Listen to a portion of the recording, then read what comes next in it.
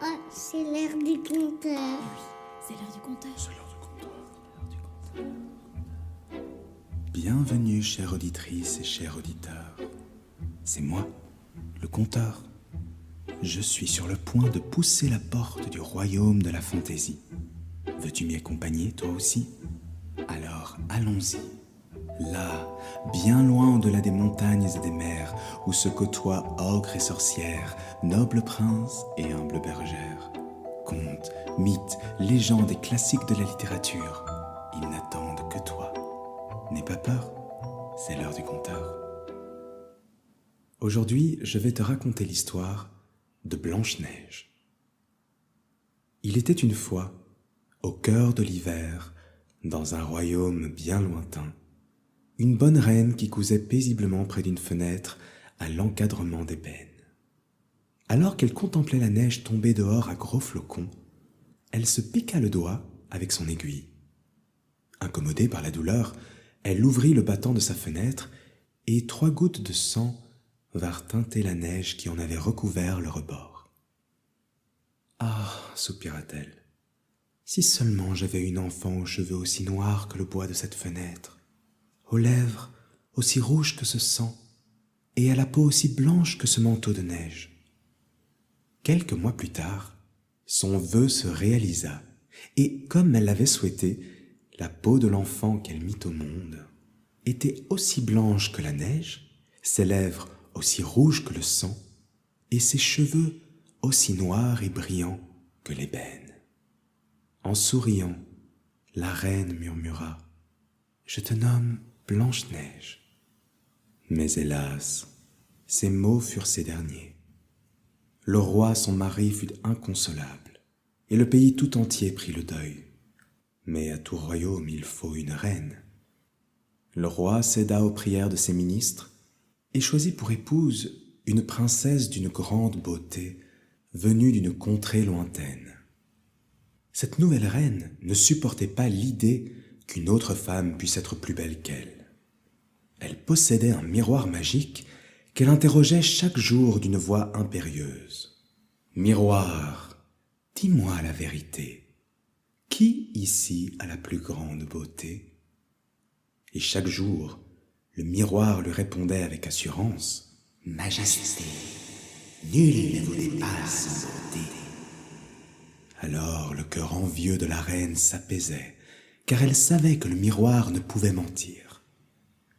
Les années passèrent, et Blanche-Neige grandit en sagesse et en beauté. La reine interrogeait sans cesse son miroir magique. Si, par malheur, son reflet froid lui désignait une rivale, elle s'empressait de la faire disparaître.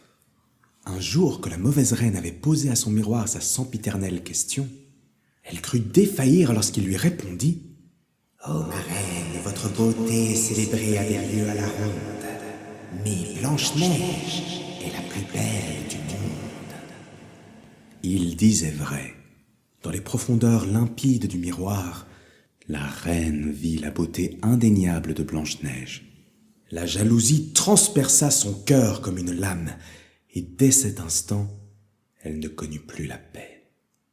Un jour, pendant que le roi était absent, la méchante reine appela son chasseur et lui dit « Emmène Blanche-Neige dans la forêt et tue-la. Pour preuve de ta loyauté, rapporte-moi son foie et ses poumons.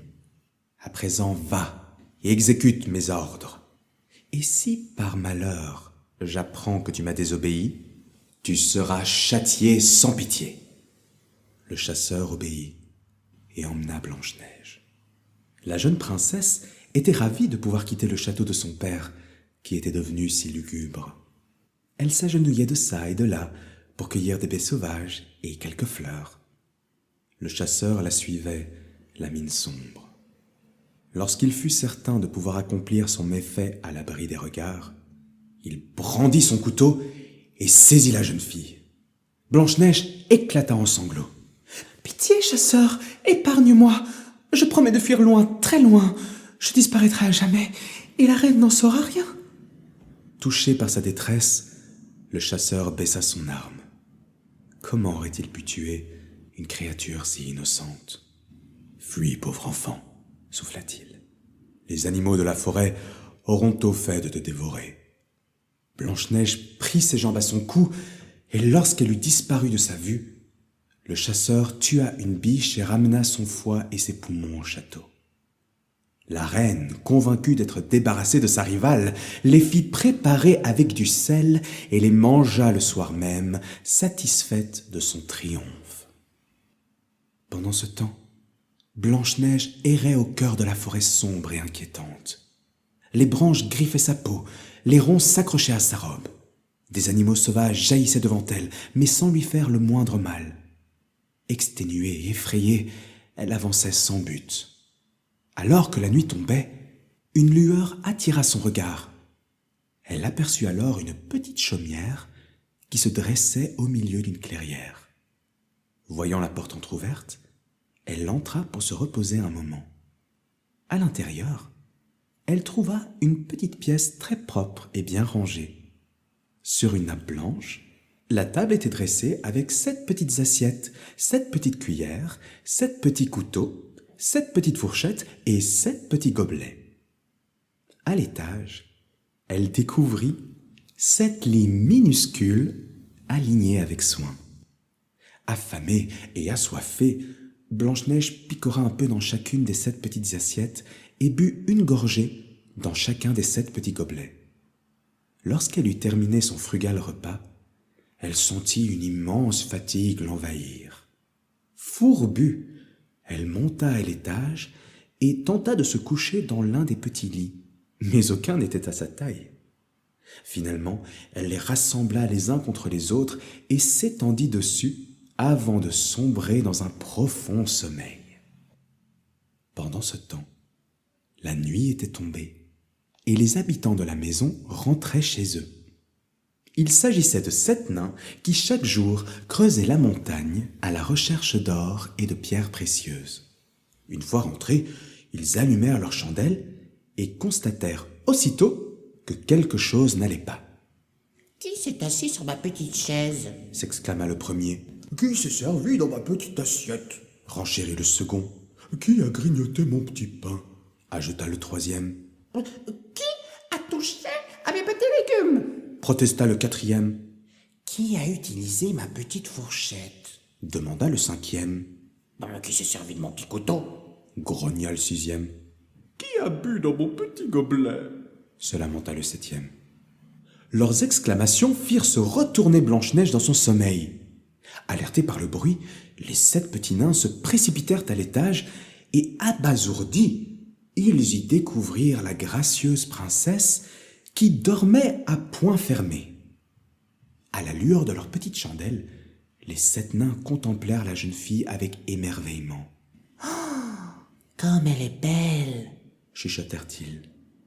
Les bons hommes décidèrent de ne pas la réveiller, et chacun d'eux s'évertua à trouver un endroit assez confortable pour y passer la nuit. Le lendemain matin, lorsque Blanche-Neige ouvrit les yeux, elle aperçut les 7 petits hommes rassemblés autour d'elle et sursauta de peur. Mais ils lui parlèrent avec douceur. « Ne crains rien, belle jeune fille. Comment t'appelles-tu » ?»« Je m'appelle Blanche-Neige, répondit-elle. »« La princesse ?» s'exclamèrent les nains stupéfaits. « Mais que viens-tu faire par ici ?» Blanche-Neige leur raconta alors la cruauté de sa belle-mère, comment le chasseur l'avait épargnée et comment elle avait erré dans la forêt jusqu'à trouver leur petite maison. Après avoir écouté son triste récit, les nains discutèrent un moment entre eux, puis déclarèrent « Si tu acceptes de cuisiner pour nous et de tenir notre maison pendant que nous travaillons dans la mine, tu pourras vivre ici aussi longtemps que tu auras besoin d'un abri. » Blanche-Neige fut touchée par la gentillesse des 7 nains et accepta avec reconnaissance de vivre avec eux. Chaque jour, tandis qu'ils partaient travailler dans les mines, elle s'occupait du ménage, préparait le repas et rangeait la maison. Le soir, lorsqu'ils rentraient, tout était propre et le dîner les attendait sur la table. Toutefois, avant de partir, les nains lui faisaient toujours la même recommandation. « Sois prudente, Blanche-Neige. La reine apprendra peut-être que tu te caches ici. Aussi, n'ouvre la porte à personne et sous aucun prétexte. » Pendant ce temps, au château, la reine se réjouissait, persuadée d'être redevenue la plus belle. Comme à son habitude, elle s'installa devant son miroir magique et lui demanda « Miroir, dis-moi la vérité. Qui ici a la plus grande beauté ?» Mais la réponse du miroir la foudroya sur place. « Majesté, vous brillez, c'est certain, mais l'éclat d'une perle au fond d'un écrin n'égalera jamais, pour être sincère, la grâce de Blanche-Neige en sa chaumière.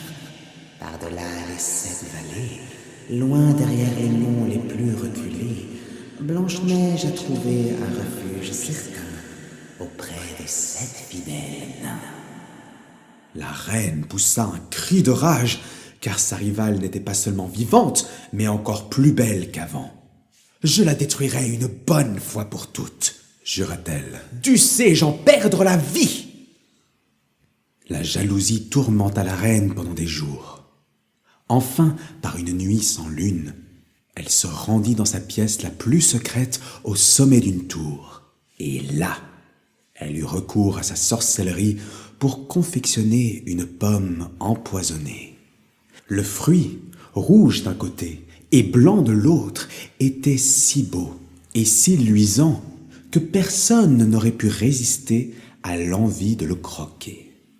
Mais la moitié rouge était terriblement empoisonnée, tandis que la moitié blanche demeurait inoffensive. À la pointe du jour, la mauvaise reine se déguisa en vieille paysanne et se rendit au chalet des nains.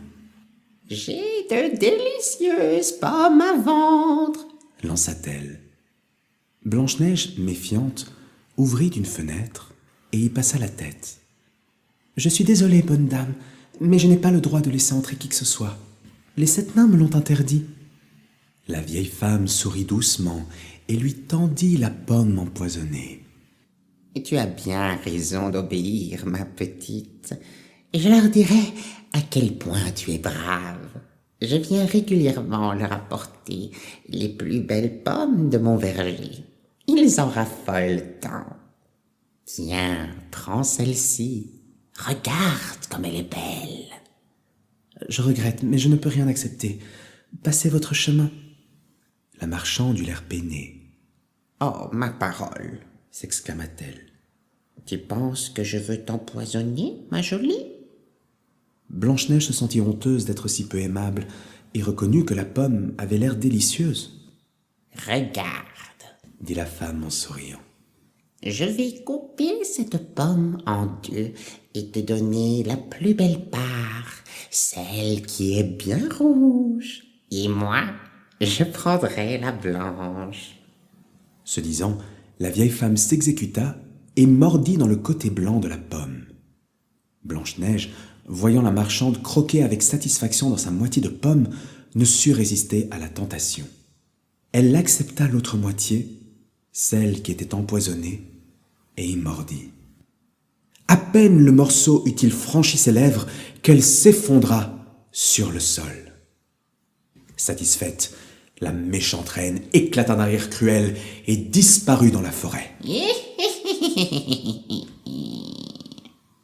Le soir venu, les 7 nains regagnèrent leur chaumière en chantonnant, mais à leur arrivée, l'horreur les frappa.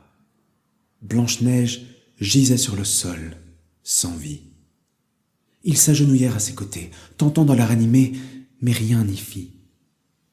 Loin de là, dans son palais, la reine regarda dans son miroir magique et lui demanda fébrilement « Miroir, dis-moi la vérité, qui a la plus grande beauté ?» Et le miroir lui répondit « Majesté, nul ne vous dépasse en beauté. » Alors le cœur cruel de la reine connut à nouveau le repos. Le chagrin des nains fut immense. 3 jours durant, ils pleurèrent sans relâche leur belle princesse. Puis, ils songèrent à l'enterrer. Mais elle était si belle, même dans la mort, qu'ils ne pouvaient s'y résoudre. Alors, ils fabriquèrent un cercueil de verre afin que chacun puisse admirer sa beauté. Ils l'y couchèrent et gravèrent son nom en grandes lettres d'or.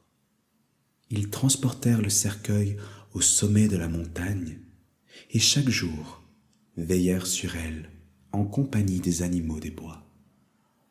Malgré les saisons qui passaient, Blanche-Neige semblait dormir paisiblement et sa beauté demeurait intacte. Sa peau était blanche comme la neige, ses lèvres rouges comme le sang et ses cheveux noirs comme l'ébène. Un beau matin de printemps, un prince qui chevauchait par là aperçut le cercueil de verre sur la montagne. Intrigué, il s'en approcha et fut bouleversé par la beauté de la princesse. « Je n'ai jamais rien vu d'aussi pur », s'émerveilla-t-il. Il se tourna vers les nains et les supplia. « Permettez-moi d'emmener le cercueil de la princesse Blanche-Neige dans son royaume. Son père doit être fou de chagrin. Je vous donnerai tout ce que vous voudrez en échange. » Tout d'abord, les nains refusèrent, mais ils finirent par accepter en reconnaissant que sa place était près du roi. Alors que les serviteurs soulevaient le cercueil pour le transporter, l'un d'eux trébucha sur une racine. Le choc secoua Blanche-Neige qui recracha la bouchée de pomme empoisonnée restée coincée dans sa gorge. Elle ouvrit lentement les yeux, se redressa et demanda confuse « Mais où suis-je » Fou de joie, le prince lui raconta ce qui s'était produit et lui déclara son amour. Blanche-Neige lui donna sa main et accepta de devenir sa femme. Heureux, ils partirent ensemble avec les nains vers le royaume du père du prince, où furent aussitôt préparés les fastes d'un mariage splendide. Le père de Blanche-Neige fut convié à la cérémonie, tout comme sa perfide épouse. Ignorant qu'il s'agissait là des noces de sa belle-fille, elle se para de ses plus beaux atours et demanda à son miroir. « Miroir, dis-moi la vérité. Qui ici a la plus grande beauté ?» La surface du miroir se troubla un instant. Puis il répondit « Majesté, vous êtes belle, cela ne fait pas de doute. Mais Blanche-Neige, qui va devenir reine, est la plus belle de toutes. » Ivre de colère et de désespoir, la méchante reine brisa le miroir en 1000 morceaux. À cet instant, son cœur, rongé par l'envie et la haine, cessa de battre et elle tomba morte parmi les éclats brisés. Nul ne la regretta et le roi put enfin serrer sa fille contre son cœur. Le mariage de Blanche-Neige et de son prince dura plusieurs jours et ils vécurent heureux et respectés par leurs sujets. Quant aux 7 nains, ils reçurent à chaque printemps la visite de leur fidèle ami, à la peau blanche comme la neige, aux lèvres rouges comme le sang et aux cheveux noirs comme l'ébène.